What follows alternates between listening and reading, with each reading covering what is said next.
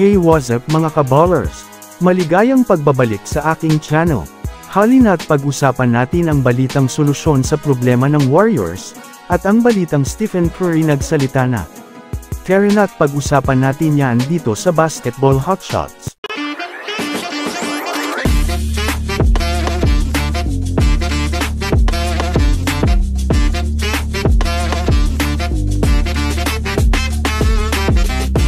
Una nga tayong ako mga kabowlers sa balita patungkol sa kupunan ng Golden State Warriors.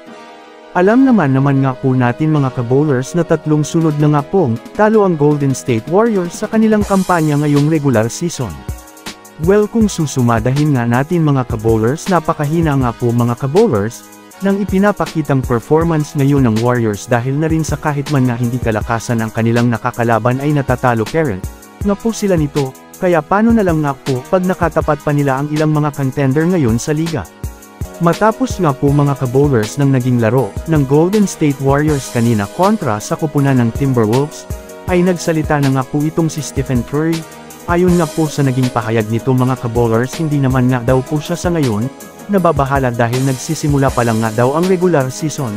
Umaasa naman nga daw siya mga kabowlers na makakapag-adjust naman na daw sila ng panibagong rotation sa kanilang lineup ngayon.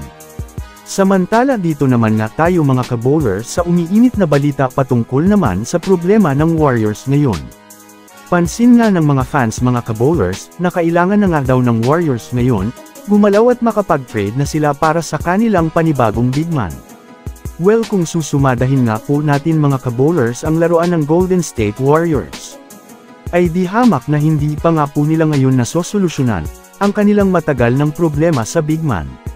Kaya naman sa ngayon mga kabowlers nahihirapan sila kapag naitatapat sila sa mga matatangkad na lineup kagaya na lamang mga kabowlers ng Timberwolves.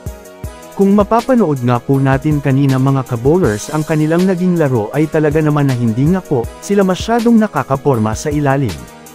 Kaya ayon nga sa inilabas na statement ng mga eksperto, kailangan na nga daw po nila mga kabowlers makakuha ng panibagong big man na tutulong sa kanila sa ilalim ng basket. Para nga sa kaalaman ng lahat nga pong sentro na ginagamit ng Warriors ngayon ay literal na hindi legit na big man mga kabowlers. So that's it for today's video mga kabowlers. Yan lang ang ating pag-uusapan sa ngayon. Pindutin na ang subscribe and hit nyo na rin ang notification bell para sa mga susunod na updates sa mundo ng basketball. Again, this is Basketball Hotshots. Thanks for watching.